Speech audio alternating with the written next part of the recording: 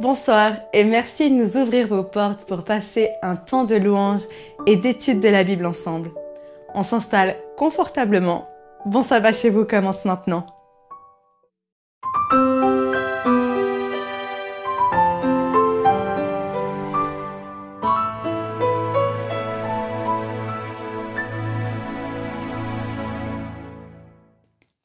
Bienvenue à tous. Une fois de plus, l'équipe de Bon Sabbat chez vous souhaite partager en ligne avec le plus grand nombre, avec un temps de louange et d'étude de la Bible, pour débuter le sabbat. Ce sont déjà 4 saisons passées ensemble. Nous vous remercions pour votre fidélité. Et si vous nous rejoignez pour la toute première fois, une bienvenue toute spéciale à vous. Comme à notre habitude, nous allons d'abord louer Dieu. On se retrouve juste après.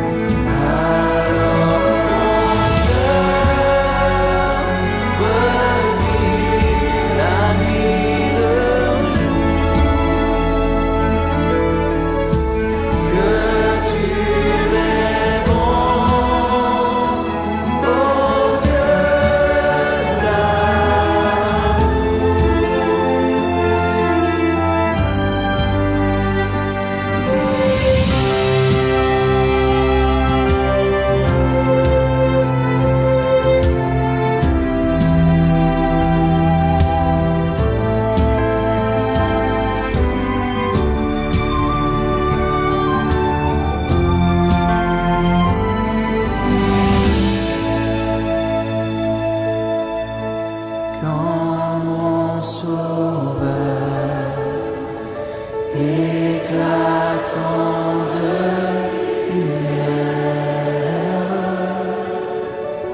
se lèvera de son trône éternel, et que les sangs des douleurs de la terre, je pourrai voir les splendeurs de son ciel. Je me dirai,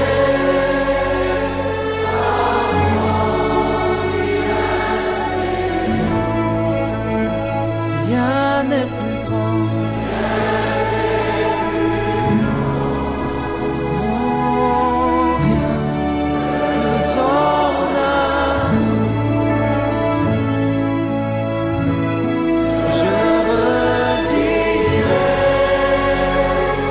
dans son divin séjour, rien n'est plus grand que ton amour.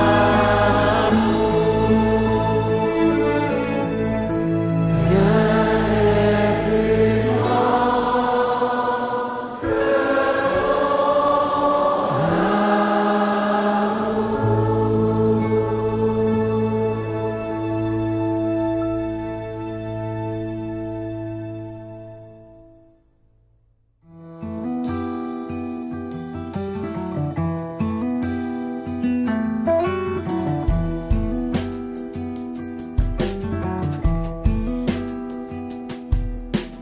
que oh, prends mon âme, prends-la, Seigneur, et que ta flamme brûle en mon cœur, que tout mon être vibre pour toi, sois seul mon maître, ô divin roi.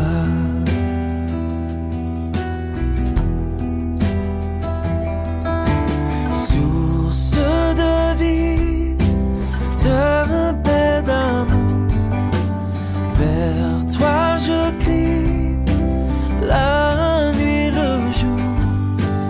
Entends ma plainte, sois mon soutien, calme ma crainte, toi mon seul bien.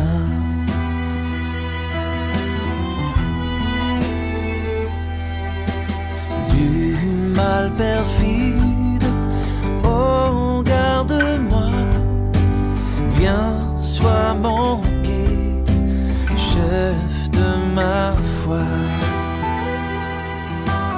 Quand la nuit voile tout à mes yeux, sois mon étoile, brille des cieux. Source de vie, de paix, d'amour, vers toi je crie, la nuit, le jour. Entends ma plainte, sois mon soutien, calme ma crainte, toi mon seul bien. Oh, oh, oh.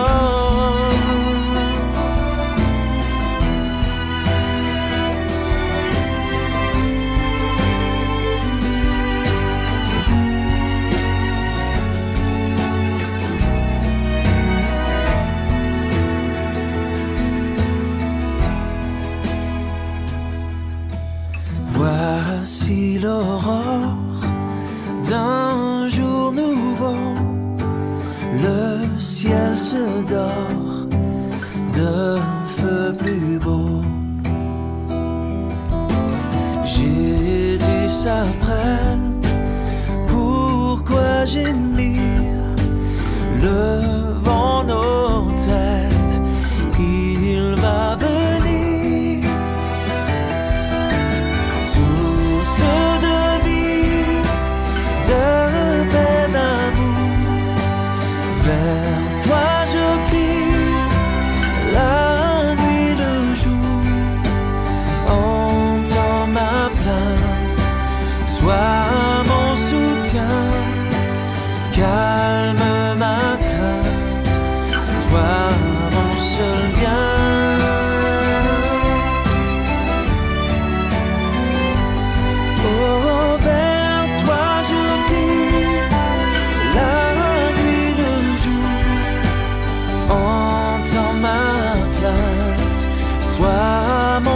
soutien, calme ma crainte, toi mon seul bien.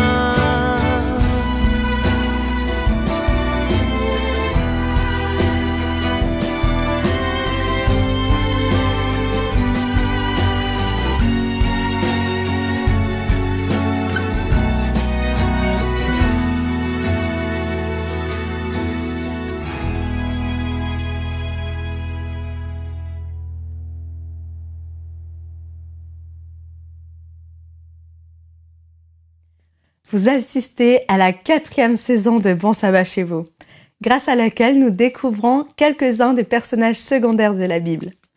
Sachez que vous pouvez revoir tous les épisodes depuis la saison 1 sur adventplay.tv qui ont traité les paraboles bibliques, les livres des actes, les plus grandes prières de la Bible.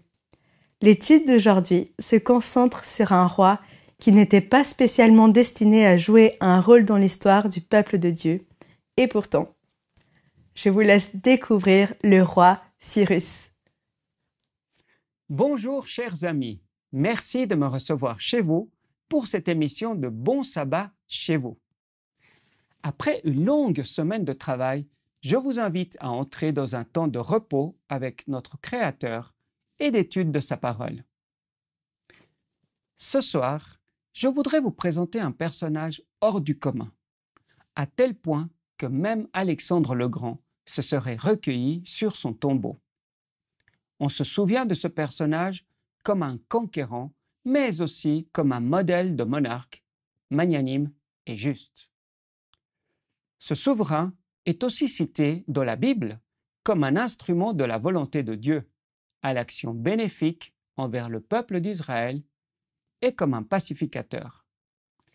Son héritage est si important qu'il a même été repris pour des usages politiques modernes. Par exemple, un texte relatant sa clémence est considéré par les Nations Unies comme la première charte des droits de l'homme. L'aura de ce personnage a même été récupérée récemment dans les discours politiques aux États-Unis. Mais la raison principale pour laquelle je veux vous présenter ce personnage, c'est que d'un point de vue prophétique, ce personnage a un impact sur notre vie aujourd'hui, puisqu'il annonce le retour du Christ. Ce soir, j'aimerais vous parler de Cyrus II, aussi connu sous le nom de Cyrus le Grand. Cyrus est considéré comme le fondateur de l'Empire perse, qui durera jusqu'à l'avènement du conquérant grec Alexandre le Grand. Et surtout, tant son nom comme son action envers le peuple d'Israël sont annoncés dans la Bible bien avant sa naissance.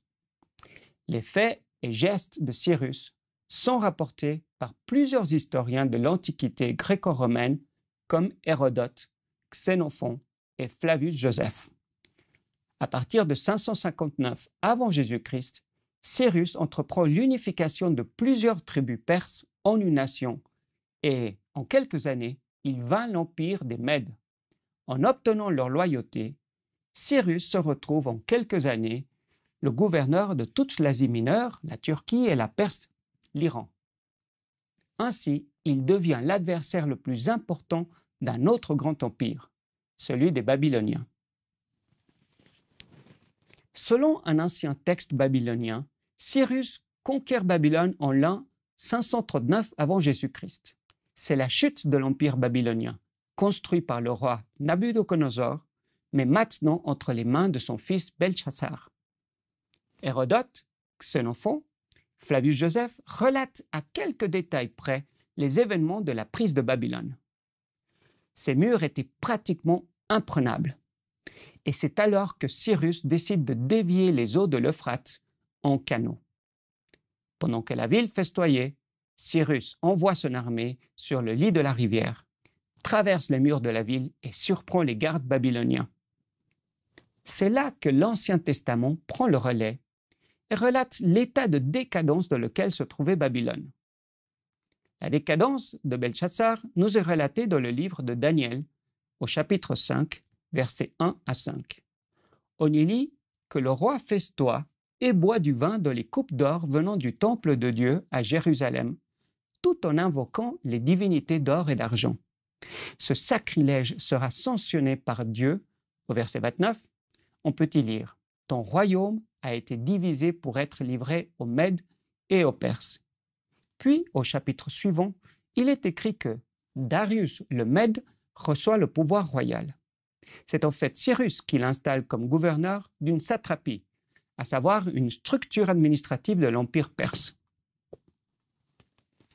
Le livre de Daniel relate les événements près de 3 siècles après la prise de Babylone. Mais ce qui est surprenant, c'est que le livre de Jérémie, écrit vers 626 avant Jésus-Christ, relate la fin de Babylone, soit près d'1 siècle et demi avant les événements. Et ce n'est pas tout. Même le nom de Cyrus est mentionné dans la Bible bien avant qu'il soit né, notamment dans le livre d'Ésaïe au chapitre 44 et 45, où Dieu lui attribue aussi le titre de « Oint », ce qui veut dire « Messie », le libérateur. En d'autres termes, Dieu avait prévu que le peuple d'Israël serait captif, mais aussi qu'il serait libéré par Cyrus. En effet, bien que choisi par Dieu, le peuple d'Israël s'était égaré en faisant le mal, en adorant et en sacrifiant aux dieux païens. C'est pourquoi Dieu avait permis que les Israélites soient menés captifs par les Babyloniens. Selon l'histoire biblique, la conquête de la Judée par Babylone à la fin du 7e siècle a entraîné 3 vagues d'exil reforcés. En 586 avant notre ère, Jérusalem est pillée et le temple détruit. Une grande partie des citoyens et des classes dirigeantes et sacerdotales du pays sont déportés. Pour ces exilés, cela impliquait non seulement l'humiliation par les vainqueurs, mais aussi une situation d'esclavage. Dans le livre de Daniel, nous pouvons lire comment lui et ses amis reçoivent un nouveau nom, doivent apprendre la langue locale et même changer leurs habitudes alimentaires. Cette acculturation avait comme but de les déraciner, d'effacer de leur mémoire leur origine et leurs croyances. Comment nous sentirions-nous dans une telle situation? Je sais que pour ma part, je n'aurais pas hésité à questionner Dieu sur ce qui venait d'arriver. Dans ma vie de tous les jours, je me pose parfois la même question. Seigneur, pourquoi dois-je être soumis à cette humiliation? Pourquoi est-ce que d'autres prospèrent alors que moi, je n'obtiens pas cette promotion au travail? Pourquoi est-ce que mon couple sombre alors que je te suis fidèle? Pourquoi toutes ces injustices dans ma vie, Seigneur? Ne suis-je pas ton fils? En ces temps de migration forcée, combien de chrétiens ne se demandent-ils pas pourquoi le mal triomphe dans le monde et oblige des milliers de gens à quitter leur patrie, parfois au risque de leur vie? Où est Dieu en ces temps difficiles de l'humanité? Pourquoi n'agit-il pas? Pourquoi tarde-t-il tellement à restaurer son peuple? Pourquoi sommes-nous constamment humiliés pour nos croyances? Dans certains pays, parfois les chrétiens sont persécutés et même exécutés. Ne sommes-nous pas en droit de demander et de crier vers le ciel à Dieu et de lui rendre notre dignité et de ne plus permettre que le mal ait toujours le dessus? Mais revenons un instant au peuple d'Israël. Malgré les circonstances, ils n'avaient pas été abandonnés par Dieu. Au contraire, Dieu avait annoncé 1 siècle et demi plus tôt qu'ils seraient libérés. Lisons ensemble au chapitre 25 du livre de Jérémie, au verset 12-14. Jérémie, chapitre 25, verset 12-14. Cependant, lorsque ces 70 ans seront passés, j'interviendrai contre le roi de Babylone et contre son peuple à cause de leurs fautes, déclare l'Éternel. J'interviendrai contre le pays des Babyloniens et j'en ferai un désert pour toujours. Je ferai venir sur ce pays tout ce que j'ai annoncé sur lui, tout ce qui est écrit dans ce livre, ce que Jérémie a prophétisé sur toutes les nations. En effet, des nations puissantes et de grands rois feront d'eux aussi leurs esclaves, et je les traiterai conformément à leurs actes et à leur manière d'agir. Malgré la situation désespérée, le peuple juif avait de quoi garder l'espoir de la venue d'un libérateur, et donc de jours meilleurs. Dans le désespoir apparent, ils pouvaient compter sur une promesse que l'on retrouve aussi dans le livre d'Ésaïe au chapitre 44 et 45. En effet, c'est à ce moment-là que Cyrus jouera un rôle prépondérant dans l'accomplissement de la prophétie biblique. L'empereur perse que Dieu avait désigné pour abattre Babylone allait aussi libérer les Juifs exilés par Nabuchodonosor et leur permettre de retourner à Jérusalem pour y construire leur temple. Le cylindre de Cyrus, actuellement conservé au British Museum, relate les événements qui ont suivi la prise de Babylone.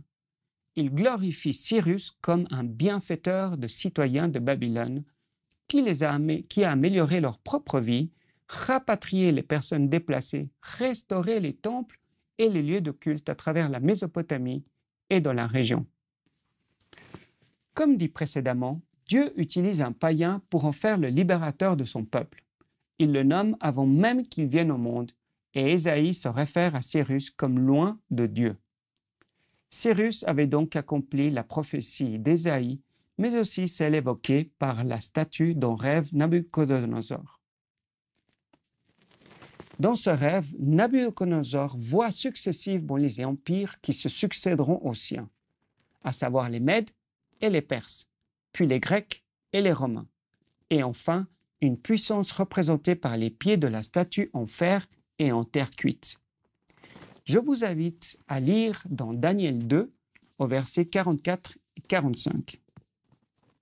À l'époque de ces rois, le Dieu du ciel fera surgir un royaume qui ne sera jamais détruit et qui ne passera pas sous la domination d'un autre peuple. Il pulvérisera tous ces royaumes-là et y mettra fin, tandis que lui-même subsistera éternellement. C'est ce qu'indique la pierre que tu as vue se détacher de la montagne sans aucune intervention extérieure et qui a pulvérisé le fer, le bronze, l'argile, l'argent et l'or. Ici, il est fait mention d'un royaume qui pulvérisera les précédents et par conséquent instaurera une nouvelle ère, qui est représentée par cette pierre qui se détache de la montagne. La Bible nous explique qu'elle représente Jésus et son retour sur terre pour enchaîner Satan et détruire le mal à jamais. Cyrus représente aussi de manière figurée Jésus. En effet, comme nous l'avons vu, Cyrus reçoit l'attribut de oint, ce qui veut dire en hébreu le Messie, ou en grec Christ, le libérateur désigné et envoyé par Dieu. Dieu nous promet à nous aussi la libération de nos souffrances sur cette terre. Je ne sais pas de quelle nature elles sont pour vous, mais je sais que Dieu est fidèle dans sa parole, comme il l'a été pour le peuple d'Israël. Dans le livre de l'Apocalypse, qui nous révèle la fin des temps, nous trouvons au chapitre 16, verset 12, la prophétie sur la destruction de Babylone. Sauf que là, il ne s'agit plus de la Babylone détruite par Cyrus. La Babylone de l'Apocalypse représente symboliquement la société mercantile, décadente, déshumanisée et pervertie dans laquelle nous vivons aujourd'hui. Par ailleurs, le roi qui commande les forces qui détruisent les forces du mal n'est pas terrestre, mais céleste. C'est le vrai pasteur oint par Dieu, Jésus-Christ. Mon ami, si aujourd'hui tu doutes, si tu souffres à cause de ta foi, relève la tête et garde en mémoire cette promesse que l'on trouve dans le livre d'Ésaïe, au chapitre 41, au verset 13. « Car je suis l'Éternel, ton Dieu, qui fortifie ta droite, qui te dit, ne crains rien, je viens à ton secours. » Aujourd'hui, comme par le passé, Dieu prend soin de nous et nous porte. La clé est de fixer nos yeux sur Jésus. Il est l'alpha et l'oméga, le début et la fin, le libérateur et le restaurateur. Mes amis, que cette certitude puisse vous accompagner chaque jour et qu'en ce jour de sabbat, elle nous donne du baume au cœur, car Jésus reviendra bientôt nous chercher. C'est ce que je vous souhaite en cette belle journée de sabbat. Bon sabbat chez vous.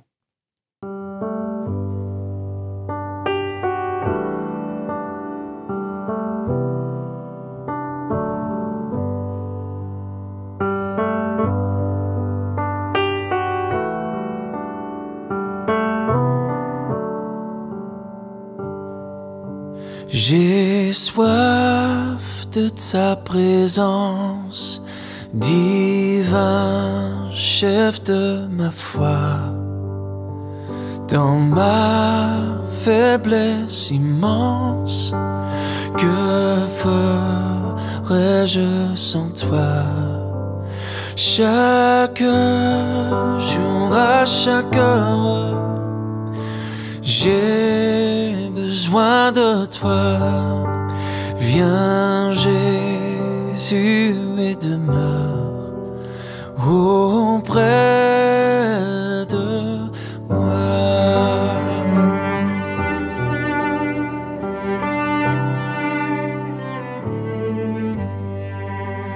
Pendant les jours d'orage, d'obscurité,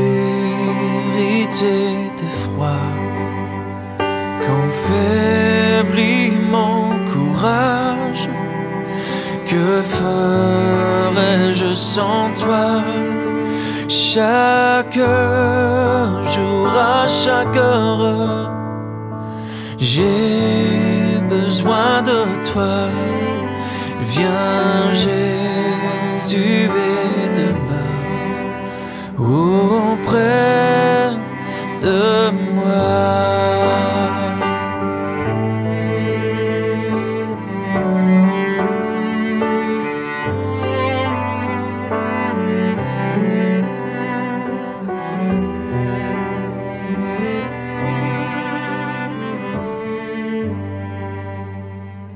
Oh Jésus, ta présence, c'est la vie et la paix dans la souffrance et la vie à jamais. Chaque jour, à chaque heure, j'ai besoin de toi. Viens Jésus et demeure auprès de moi. Chaque jour, à chaque heure, j'ai besoin de toi. Viens Jésus et demeure auprès de moi.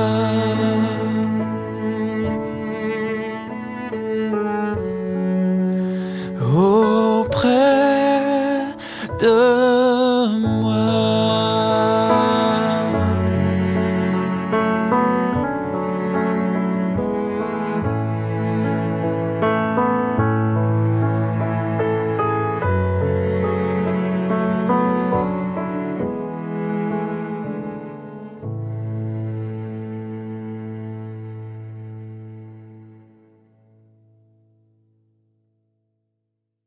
Cyrus, l'homme improbable choisi par Dieu pour réaliser sa promesse. Qu'en ce jour de sabbat, l'histoire de Cyrus réussisse à vous convaincre que où que vous en soyez aujourd'hui dans votre relation avec Dieu, proche ou totalement distant, Dieu a des projets pour vous et vous avez une belle mission à accomplir. Que cet encouragement puisse servir à tous. Alors n'hésitez pas à partager cette vidéo avec votre entourage. Moi, je vous invite pour un nouveau début de sabbat ensemble, vendredi prochain. D'ici là, bon sabbat chez vous. Souviens-toi du sabbat pour le sanctifier, car en ce jour, Dieu nous invite à venir le rencontrer dans son amour, pour mieux le connaître et vivre en harmonie.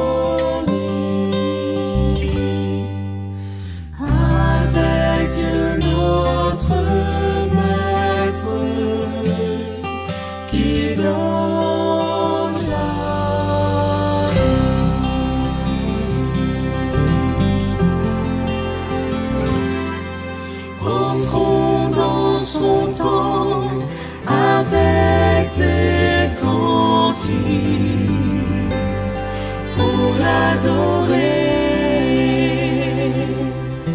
Remplissons ce lieu de nos voix de musique pour le louer. Merci, ô notre Père, pour le jour du sabbat, pour ce point de repère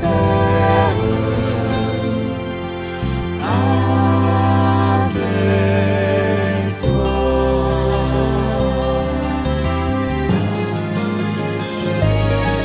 Souviens-toi du sabbat pour le sanctifier, car en ce jour,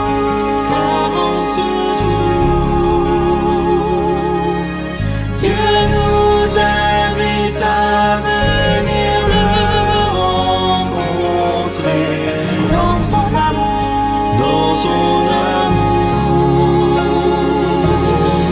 pour mieux le connaître et vivre en harmonie